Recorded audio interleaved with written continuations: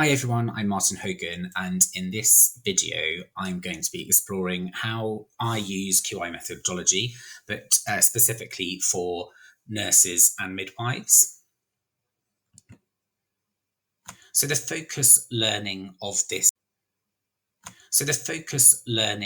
this teaching is to introduce you to a concept I've invented called the snakes and ladders model, because I'm a child, but also to teach you how to use a driver diagram and my little kind of story around driver diagrams and what I do.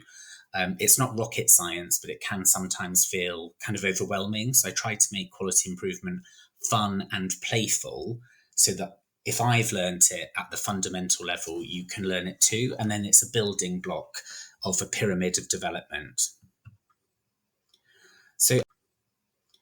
So I really like this concept of being a phoenix culture. If you watch Harry Potter or ancient Mesopotamian mythology, the phoenix was a bird that would rebuild itself after falling down. And I think that's the whole point of our kind of leadership growth of, remember, it's okay to make mistakes as long as you're learning from the failure. Not everybody is perfect. There's no such thing as perfection. But if we have that methodology kind of behind us now, that we understand that learning from failure is really important in healthcare systems. So if we learn from that, we grow, we become more resilient, and actually we're better able and better equipped to support and look after others, whether that's colleagues or patients. Learning from mistakes is really important. So I've embraced my inner phoenix, and I'm trying to take over the world. So I'm kind of trying to sell that concept to everyone, really. If we work in systems sometimes that have very oppressive cultures, but actually if we learn from our mistakes, if we learn from failure, then we're constantly growing and constantly developing. So I've popped that in there at the beginning because it's the same when you learn something new, that your first time you do a QI project, it won't be perfect. You'll make loads of mistakes. Still make mistakes when I'm running, whether it's local, regional, national quality improvement projects, but it's always learning. And that's why there's a methodology behind running quality improvement. That's why I've fallen in love with it, because I'm dyslexic. So my brain can be quite chaotic and all over the shop most of the time. But following a step-by-step approach and developing my learning has only made me more resilient. So embrace your inner phoenix.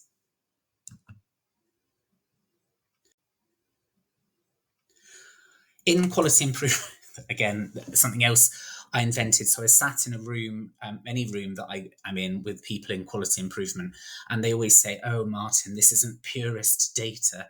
And I think, but that's because I'm not a purist. There's nothing really pure about me. If I think back to my childhood, if I think of what a purist would look like, it would be the nuns growing up.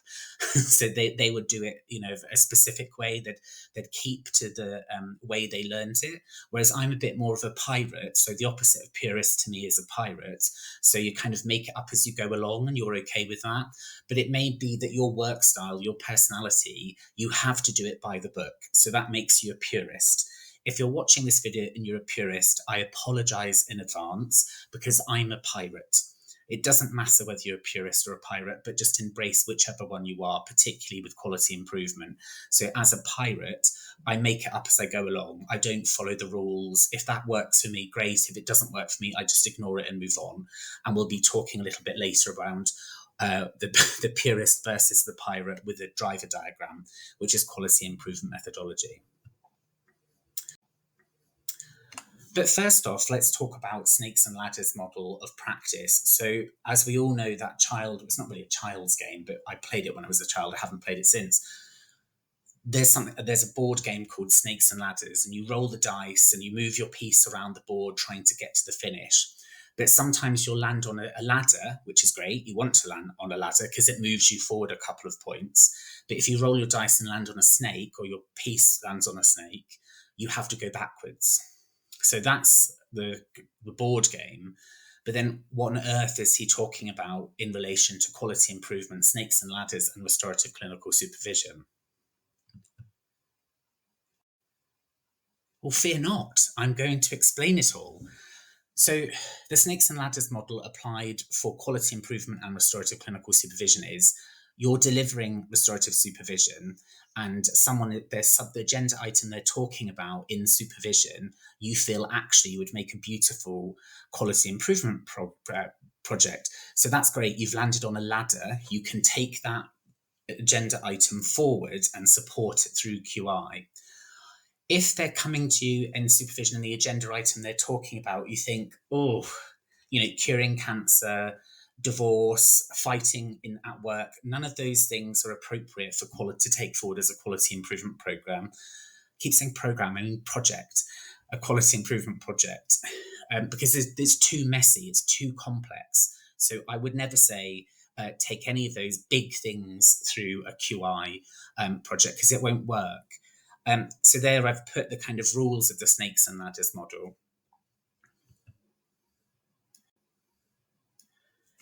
But if you're doing it in the restorative clinical supervision, what I do is, secondly, in the formative section, which is the third section of restorative clinical supervision, this is my opportunity to start provoking ideas of the supervisee for change. So e.g., I hear you say your local induction was not helpful. What would helpful look like? What would good look like? So I'm doing that kind of planting the seed of, okay, you've spoken about a problem, but what could you do using quality improvement methodology? Is it that you could do a whole QI project around improving the local induction? Just an idea. And then in the personal action for quality improvement section of restorative clinical supervision, you can support QI by sampling some of the driver diagram methodology. So we'll look at driver diagram in a bit, but basically this is where I get people to put their change ideas on post-it notes, and I get them to write them all down and think about everything that they'd change. And then I ask them to clump it together. That's a really good word, clump. I like that. I ask people to clump it together in themes. So, if you're quality improve, I always talk about losing weight as a quality improvement project. But if your quality improvement project was losing 2 stone by August 2026, for example, what are the things that you're going to change? So it might be going to the gym more, might be getting a personal trainer, it might be changing your diet, it might be, going on some course. So you would theme your change ideas together as a theme, so things that sounded similar. Like so. So here we are, getting fitter for summer. I want to lose weight and look better in clothes. Are the change ideas, are things I want to change. And I've supported that in supervision. And then you can see here, this is the first time we're looking at a driver diagram. So a driver diagram is literally a map of how you're going to drive your change forward. So how are you going to make your change happen? So you can see here, and this is where the lefty and righty, the purist and the pirate, come into play. So if you're a purist, you would start on the left, you would start at the smart aim. If you're a pirate like me, you're on the right, you're starting on the right. So we're starting from the change ideas. So you can see here, I've just got you as my supervisee to talk and write down your change ideas in post-it notes. Now we're putting them forward in their themes, and then we're looking at how we're going to change that, how we're going to drive that change forward. So that gives us our secondary drivers, and that's the theme based off of the change idea of how we're going to drive these things forward. And again, here you can see on the left-hand side is the purist. So if you're starting from the smart aim and working from left to right, that's okay, but that's not how I do it. If you're starting from the right and working to the left, you're a pirate, you're like me. So you can see here that in my driver diagram, I'm talking specifically around my job. My job is a QI project, around how to improve P&A practice. And you can see that all of my change ideas are in the yellow, and they're themed together, aren't they? So if I read that teeny tiny screen, starting from the top, I can say that my change idea is I wanted to increase P&A activity in London, making P&As more confident and upskilling PMAs as well. And I themed them together. And my theme there, that my secondary driver, is how I'm going to make those changes. So I've provided education. So that's my secondary driver. And then you can see in the green, my primary driver, that's then how I'm going to drive my secondary driver forward. How am I going to make that change? How am I going to drive that change idea forward? And I put on a pan-London Teaching Tuesday clinics, which was hugely successful, by the way, but that's how I drove forward that arm of my driver diagram. Then that then gives me my SMART aim of the project. So what am I actually going to do?